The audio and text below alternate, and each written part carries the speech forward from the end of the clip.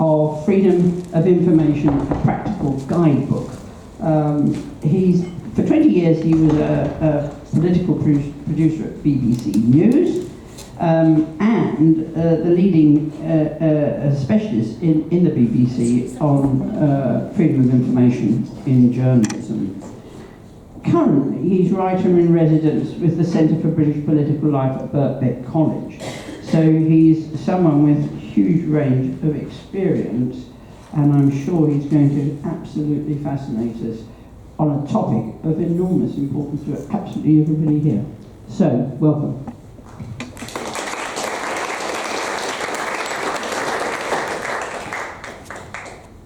Thank you very much, and it's wonderful to be here in front of this wonderful audience, so many of you talking about freedom of information, which, as Paul has said, is a topic that I specialised in when I was in the BBC, and I've carried on working in the field since I left the BBC 3 years ago.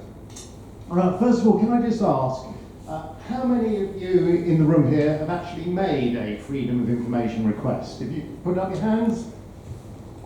Yeah, I'd say that's about 8 or something like that. That's good. Could be better, but that's good enough to be going on with. And can I also ask how many of you, perhaps if you were working for a public authority, have received a freedom of information request? One of the same people anyway.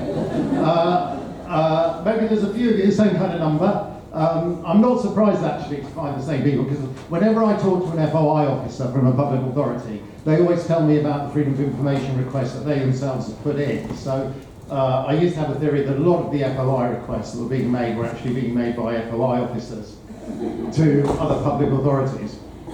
But it's not only them, there's also a lot of other people who make FOI requests, and that's what I'm going to talk to you about now. I'm going to talk to you about the Freedom of Information Law, how I've used it, how it works in practice, and I'm going to finish with some words of advice for any of you who do want to be making freedom of information requests to public authorities.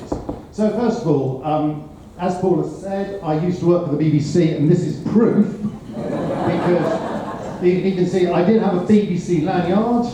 There's me with Nick Robinson, who I used to make a lot of programmes with. And I left the BBC 3 years ago. I was a producer in the political programmes department most of the time, but I also did specialise in freedom of information, using the freedom of information law in order to get stories. And you can see there are some of the stories that I wrote, collected on the BBC website, covering a wide range of topics. Probably you can't read it, but they vary from apprenticeships, OBEs, university stories, and so on.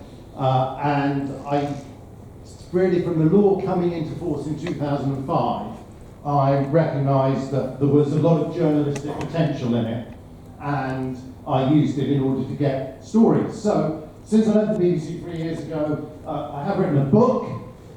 This is Freedom of Information, a Practical Guidebook, and it's a practical guide for people who do want to make FOI requests and use them in order to get information out of public authorities. So, let's talk a bit about the law. The Freedom of Information Act, passed in 2000, came into force in 2005.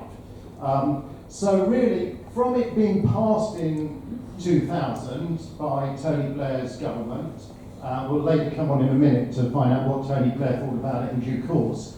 But it was passed by the Blair government, and then there was this gap of 5 years before it actually came into force.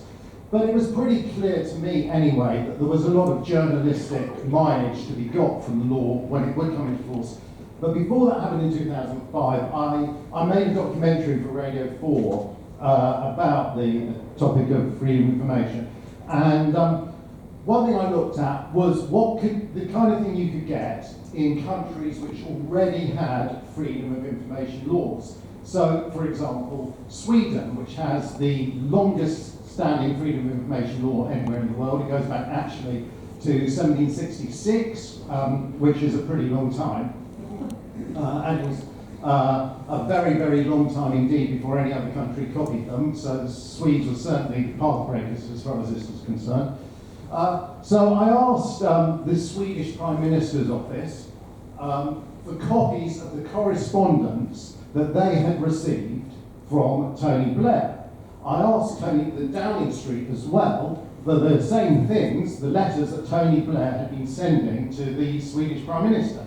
Downing Street refused to send me anything at the time. They said it would damage international relations to release any of the letters Tony Blair had been sending to the Swedish Prime Minister, you're in person. But the Swedes sent me a number of documents, including this. First, to read this, it's probably a bit difficult to read. It's also in Tony Blair's handwriting, which isn't always very neat, but I'm going to read it out to you. So it says, Dear Joran, you are a star. You can appear on British radio anytime. And thank you for Sven.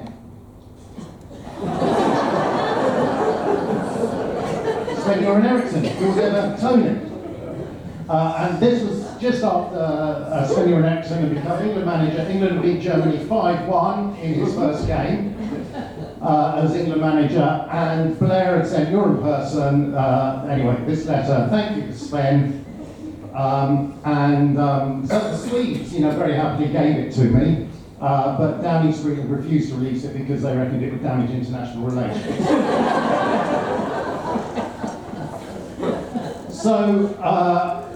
So that was, as I said, that was before the FOI Act came into force. It came into force 2005, this is a list of government and public authorities that are covered by it. And again, I apologise if people at the back can't read it, but it includes government departments, parliament, local councils, armed forces, with some exceptions, police, the National Health Service, schools, colleges, universities. And then there's a huge range of advisory bodies and museums and quangos and so on. All of these are covered by the Freedom of Information Act. You can make Freedom of Information requests at all these bodies, and you have a legal right to get an answer. You don't always get the information you want, I'll come on to that, but you can put the question to them, and there's a legal process that they have to go through to decide whether or not they're going to give you the information that you've requested. And it's a legal right that you can enforce, and it's a very important legal right. And the number of public bodies that are covered by this law is over 100,000. So it's not only things like central government.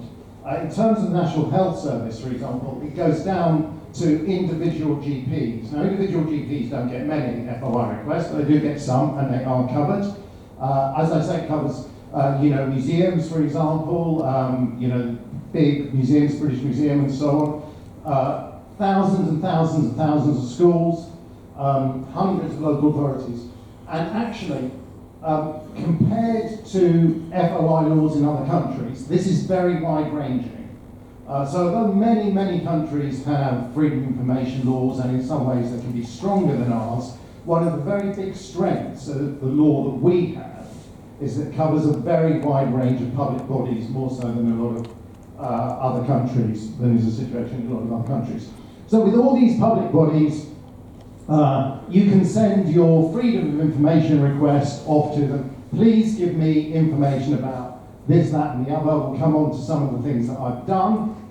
And you may or may not get the information that you want. There are various ways, various reasons, various grounds on which your request for information can be turned down.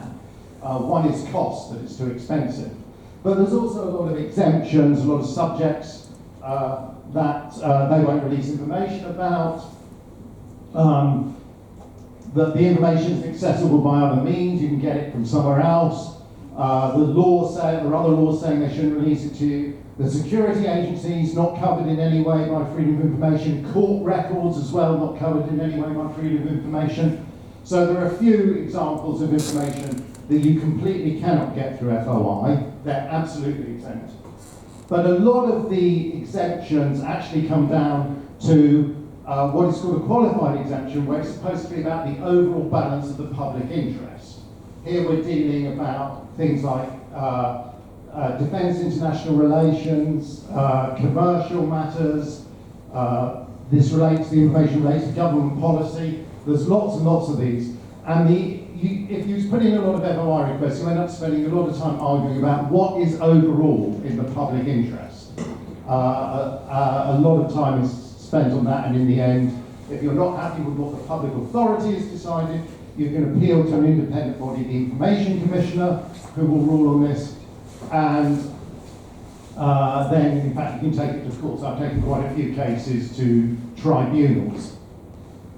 So there are lots of exemptions to the freedom of information. There are lots of ways in which you'll be turned down, lots of requests will be refused, but there's also lots of information you can get. And so I'm afraid, the writing on the slides is getting even smaller now, but this is probably the smallest of the lot. But really, all this slide is meant to indicate is a difference between, in terms of topics where the Information Commissioner's Office will sometimes overrule public authorities in favour of the requester and sometimes not. So right down at the bottom, the things that the Information Commissioner very rarely overrules public authorities on are matters to do with the security services or parliamentary privilege. But towards the top, things where the Information Commissioner is much more likely to rule in favour of the requester and against the public authority and say the information should be released in the public interest are things to do with commercial interests, health and safety, policy formation, that the information is going to be used to formulate government policy and so on. Those are reasons why the public authority turns down your request, but the Information Commissioner is reasonably likely to rule then in your favour, and the public authority was wrong to reject the request. So, in some cases, being able to appeal to the Information Commissioner is very useful. In other cases, it's not very useful at all. So that's a very short run through of how the law works, what the principles of the law are. Now, this is a chart showing how many requests have been made over the years to central government departments. And I use this is the only statistics that we really have. But what it shows is that the number of freedom of information requests using this law to central government bodies, since it came into force, 40,000 a year, 50,000 a year. In the very final year, it's gone up to 70,000. That's actually primarily because of an enormous number of requests being made to the National Archives for military personnel records that have been transferred there recently. So that's a bit of a blip. But this shows at the central government level, there's kind of 40,000, 50,000 requests a year. This is only a small selection of the number of requests, because as I showed initially, there's 100,000 public bodies people can make requests to. This is only central government. There's probably, I would say this is probably less than 10% of the number of FOI requests being made, but we don't have any reliable statistics. But it does show the extent of usage of the law, and it is being used. It's not only by FOI officers, as I say, it's used a lot by journalists, it's used by campaign groups, it's used by businesses, it's used by individuals who just want to know something. So it has actually, I think it's a law that's made a lot of difference and has had very, very wide usage. And it must be the case here in the UK, several million people have made freedom of information requests. At least one, must be several million people, multiples of millions of people. So what kind of thing has FOI produced? And I think that the thing you've got to understand about it is because it varies so enormously, it covers a real wide range of topics and matters, because so many public bodies are covered and you can ask about anything that public body is doing. So The Guardian had this massive campaign over many years to get access to the letters that Prince Charles, as he then was writing to government departments over his various policies that he was concerned about, even though he was the heir to the throne.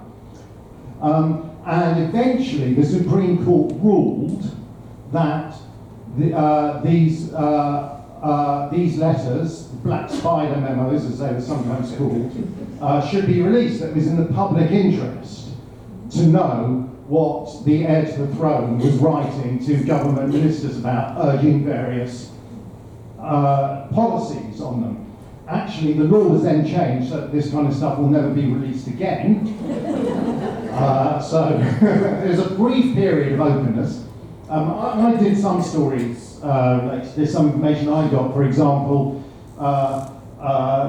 Charles didn't, I'm sure it still is the case, stuff like genetically modified foods. He wrote to Tony Blair saying, I wanted to write to say how pleased I was to learn you will see a small group of people who have concerns about genetically modified food. So this was Charles writing to Blair, basically trying to get him to see people who would tell him how bad genetically modified foods were.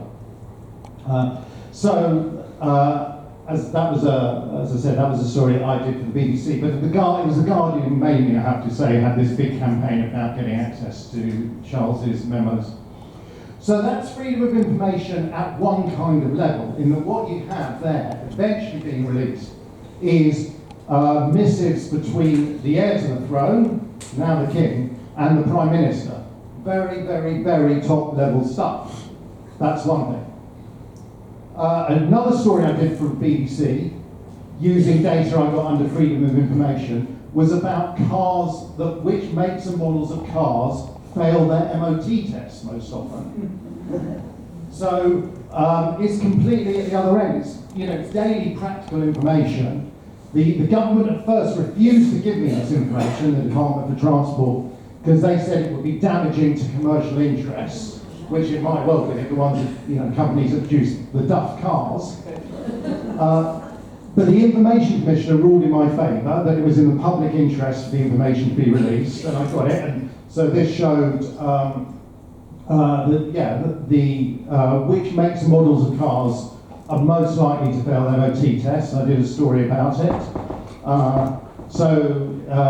You want a one-line summary, I recommend Hondas on the back of that. But I'm not being paid by Honda or anything, that's just look, the data shows. But what I particularly like about this story, one reason why I quote it, is that actually this information, which at the time the government spent 18 months insisting could not be published, had to be kept secret to protect certain commercial interests, is now actually routinely published annually on the government website.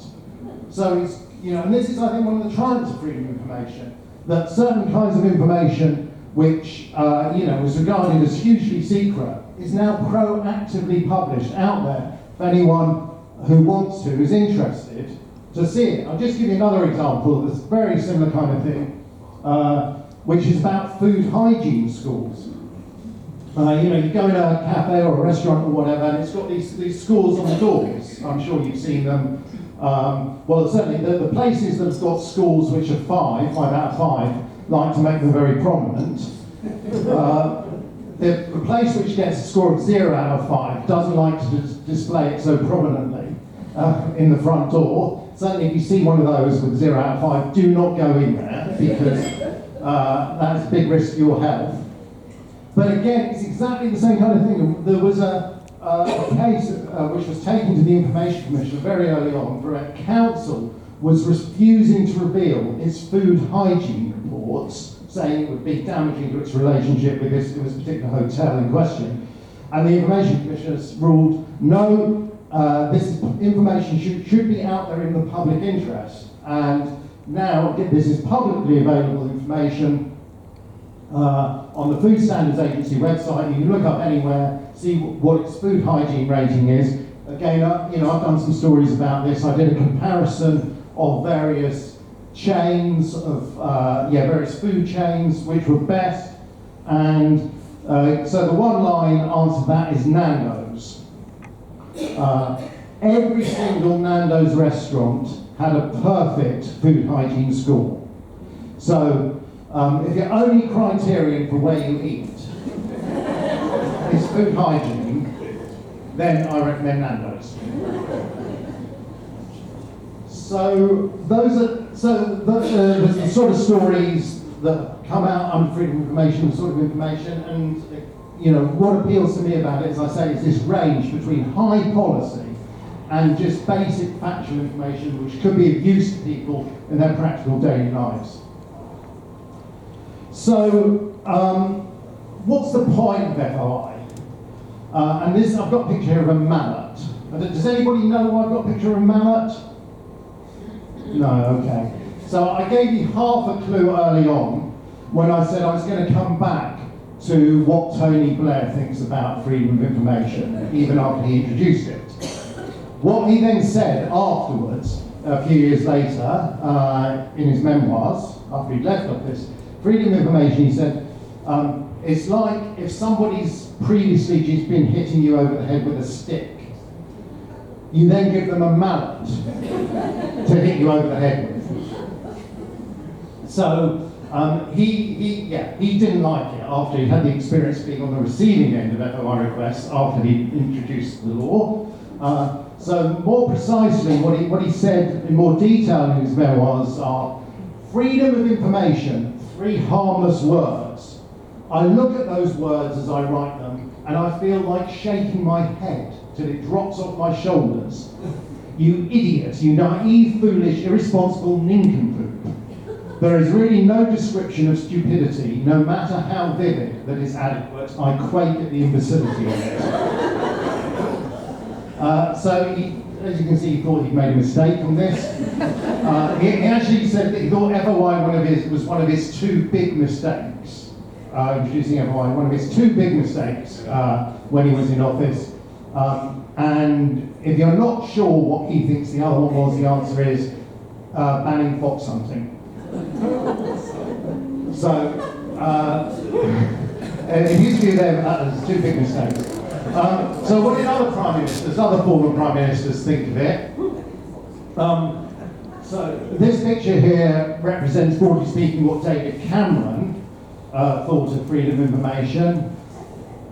He gave an interview in which he said, I wish we spent more time in opposition thinking about how to declutter government. What I call the buggeration factor of consulting, consultations, health and safety, judicial review, and FOI in the Freedom of Information Act. Just generally, it clutters up government. So he didn't like it very much either. Theresa May gave a rather more balanced view in her memoirs of FOI, pro and con. So I'm not actually going to quote that here, but I will quote from Liz Truss's memoirs. I don't know if any of you have read Liz Truss's memoirs. So she wrote in her memoirs, there are constant questions, who you've met and why, every contact has to be recorded and scrutinised, every meeting is treated with suspicion.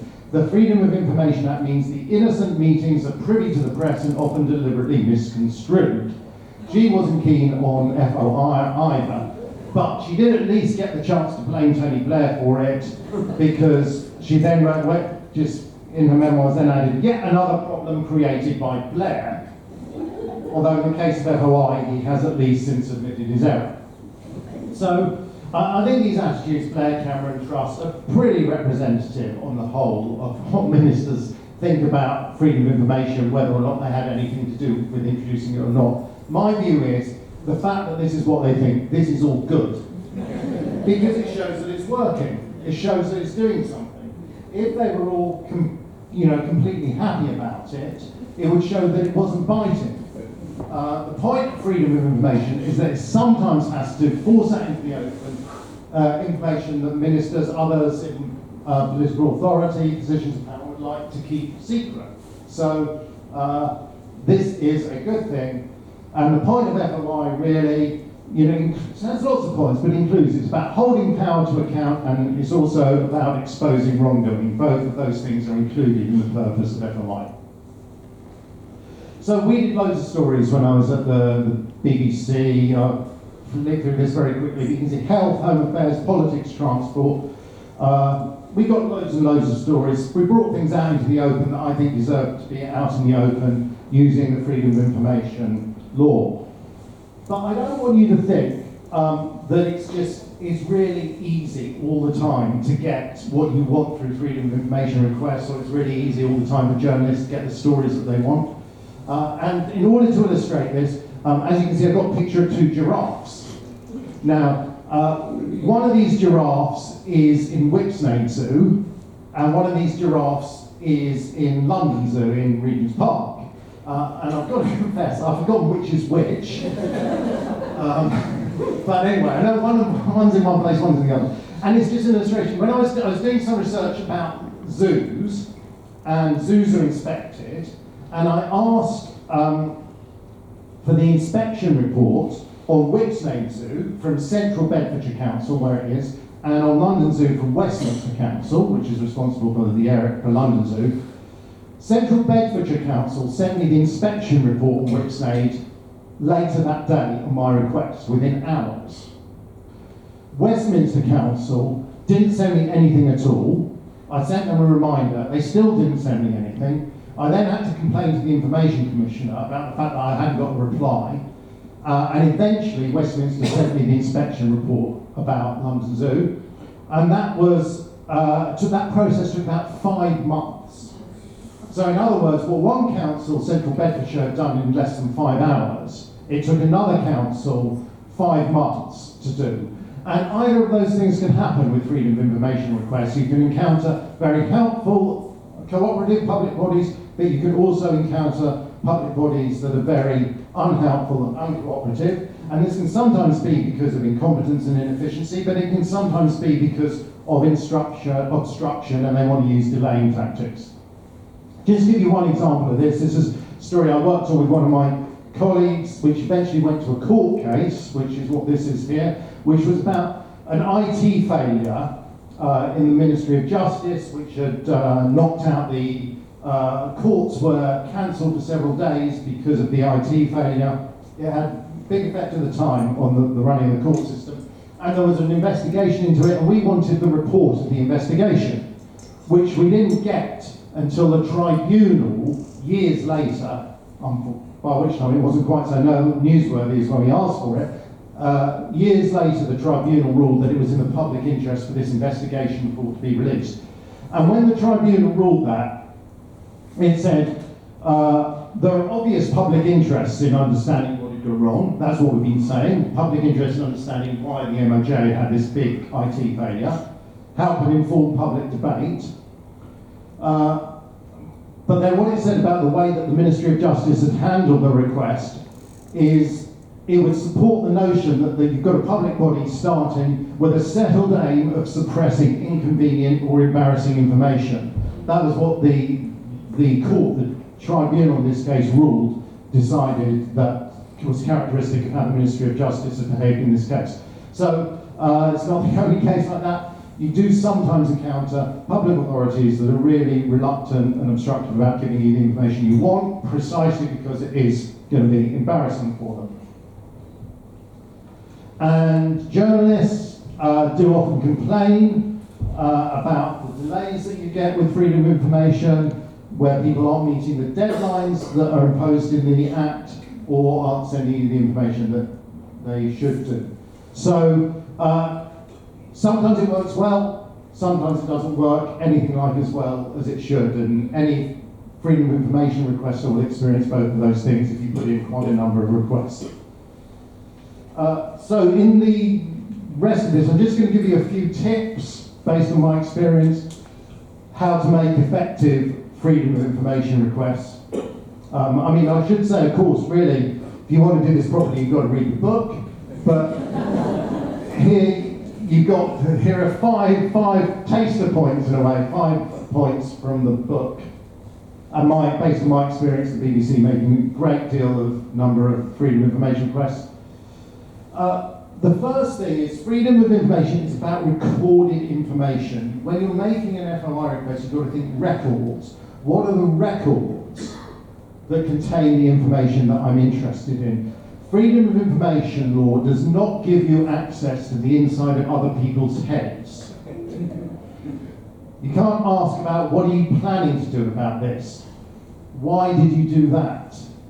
Unless it's written down. You've got to ask for records. But records are really, really, really wide-ranging. So I've got a list here, correspondence, emails, but presentation slides like this, spreadsheets, databases, maps, diary entries, CCTV, audio recordings. All these things are records. All these things might have the kind of information that you're trying to get, but you've got to think about records when you're making a freedom of information request. Secondly, it's really important to be specific. If you're very vague, your request can go over the cost limit. A lot of requests are turned down because they're too expensive. So try and narrow it down to certain particular periods of time that you're asking about, or possibly particular parts of the organisation. If you're putting in a request to a large organisation, particular parts of the organisation. Be specific. So some of you presumably are familiar with this.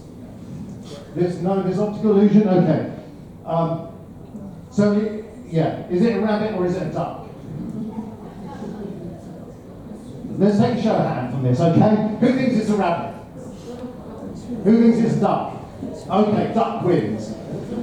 Right, very good optical illusion, but this is not what your freedom of information request should be like. Freedom of information request should only have one interpretation. Okay? You don't send in your request and leave it up to the public authority to interpret it in the way that it wants to, because it will interpret it in the way that is easiest and most convenient for them. Make sure it's clear and there is only one meaning to the request that you're putting in. Connected to this in a way, another point, use the correct terminology. Try and use the language that the public authority itself uses in order to the language it itself uses in relation to what you're asking about. I'll just give you one example of this. So this is an extract from a decision notice issued by the Information Commissioner. Somebody had complained to the Information Commissioner. It wasn't me, it's not a case I know anything about particularly, apart from reading this decision notice. And the person who had complained to the Commissioner, so what it says here, this complainant was coming in through Heathrow Airport, put their passport in the electronic gates, didn't work, and maybe, he's a bit annoyed about it, and he was sent off for manual processing at the immigration desk.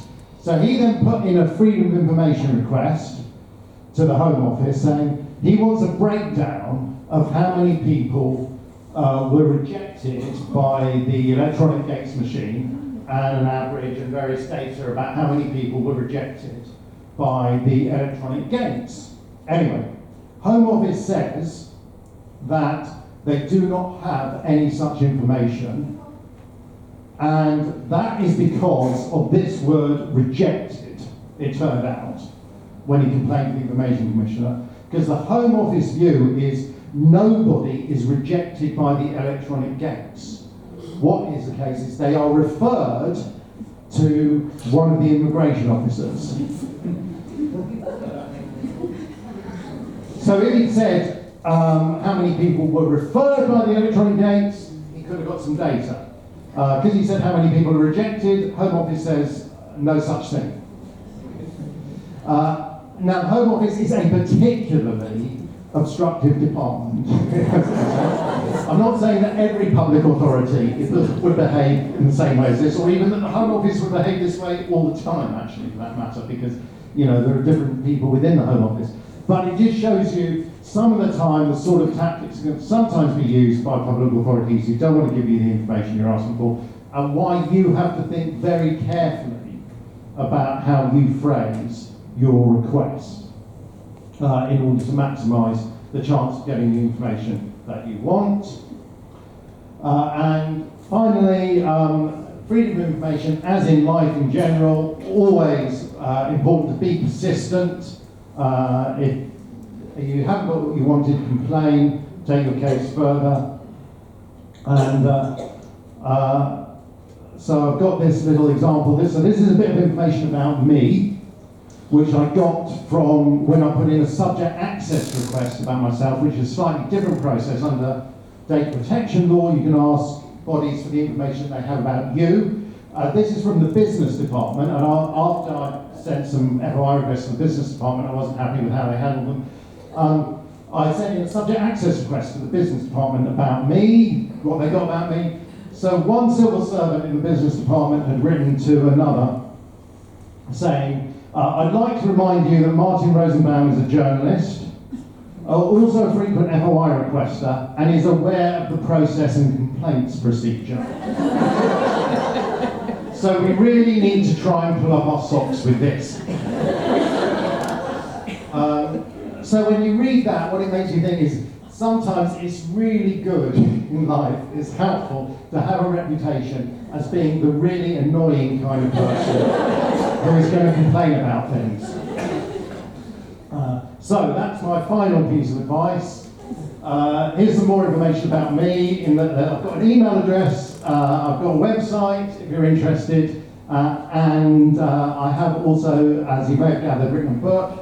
And if any of you are sufficiently interested to want to buy the book, I do have a few copies here for that eventuality. So thank you very much.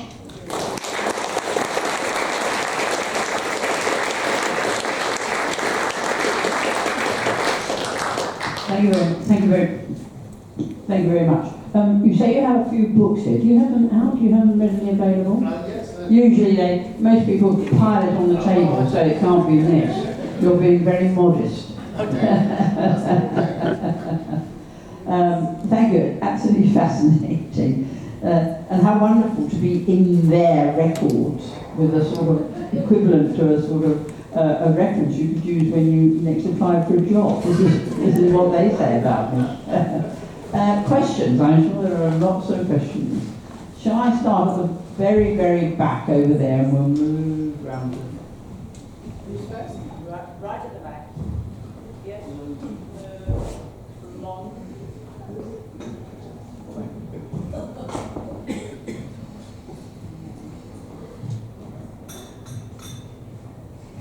Martin, thank you very much for an excellent talk. Do you need me to stand? The person behind you. Oh, well, I've got it, so I may as well continue. Martin, with the post office scandal, did you put in any freedom of information requests, or did anybody that you know of try? So I personally didn't, but absolutely other people did. And very, very usefully, there's a number of people who put in FOI requests and did get some very useful information, which was very revelatory about what was going on within the post office. So it absolutely, in that case, did prove to be a valuable tool. I think it took people some time to really use it in such a way that it unearthed something valuable. And it's partly because it's a situation where you've got so much documentation, it's actually quite difficult to identify what is the real documentation that you should be asking for. And that is sometimes the case with FOI requests, that it can be like asking for a needle in a haystack. But FOI did definitely play a role in exposing some of the attitudes and behaviour of the post office in that case, very valuable. The woman sitting behind the man who just spoke. Nobody behind the blonde. Yeah. There isn't anybody there. Yeah. There you go. Fascinating talk. This is a detailed question. I noticed that in your statistics with respect to where the Information Commissioner had ruled against a public body, there was a significant percentage of ones that were in the category of already accessible information. Now, I'm a little bit mystified by that. If the information was already accessible, why wasn't it possible just to point at it? It must be more complex than that, obviously.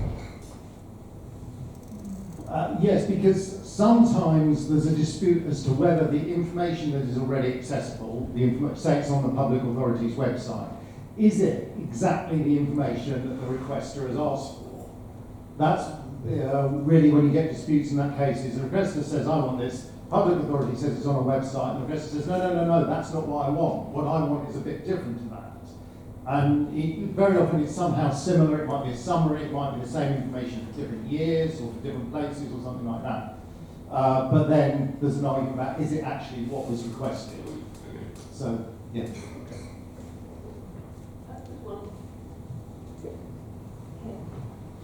I want to ask you specifics because I'm pursuing something anyway. Just last week, I've had to use a solicitor, and they made an Specific Information Act, and after weeks, they got a letter back saying such a file didn't exist. Well, the fact is, I've got an audio file, so they're lying. Where do I go from there? So, you can, when you want to complain about getting a response, you first go back to the public authority, and then if you're not happy with the response from the public authority, you then complain to the Information Commissioner. So you can say to the public authority, I know this file exists because whatever your evidence is, and then if the public authority still says it doesn't exist, you can then complain to the Information Commissioner about it. So that's the route that you would go down. Now, in my experience of when public authorities say this information doesn't exist, there are and it's surprising, you know, because sometimes it makes sense, but sometimes it's surprising. Number of reasons possible for that. I mean, one is that they've destroyed the information. So you could ask, or if you did have it, you've destroyed it, when did you destroy it? So maybe they've got rid of the file, whatever it is. Another thing is that the request didn't precisely enough specify what was the information that was being sought. And it's a bit like the Home Office example there about words like reject and refer. Sometimes you need to rethink, you need to check the request. Did it precisely ask for this? Or could it have been interpreted in a different way? So they say they don't have it because they're interpreting it differently. So I would look at the request again. Does it make sense? Is it precise? But if you're happy with it, then I would say, I've got evidence the file exists. If you don't have this file anymore, did you destroy it? When was it destroyed? On whose instructions was it destroyed? In line with which policy on retention of records was it destroyed? And so on. Those are the questions I would ask. The point is, I've got the file. I've got the file. It's very incriminating. It's quite serious. No Bible? Yeah.